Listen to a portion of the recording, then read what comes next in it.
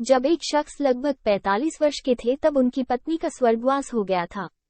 लोगों ने दूसरी शादी की सलाह दी, परंतु उन्होंने ये कहकर मना कर दिया कि पुत्र के रूप में पत्नी की दी हुई भेंट मेरे पास है, इसी के साथ पूरी जिंदगी अच्छे से कट जाएगी।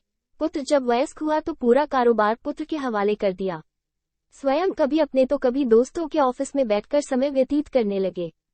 पुत्र की शादी के बाद वो और अधिक निश्चिंत हो गए।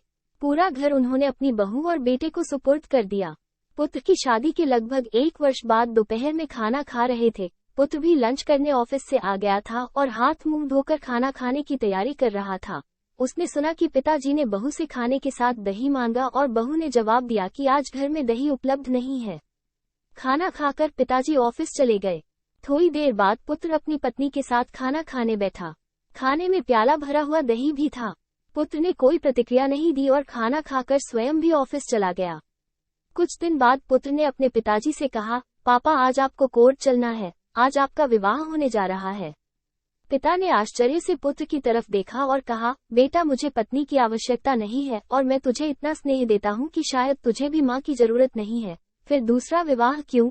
पुत्र ने कहा, पिताजी न तो मैं अपने लिए माँ ला रहा हूँ न आपके लिए पत्नी, मैं तो केवल आपके लिए दही का इंतजाम कर रहा हूँ। उस दिन आपके दही मांगने पर जब आपकी बहू ने घर में दही होते हुए भी जब आपको नहीं दिया था तब मैं भी वहाँ ही था।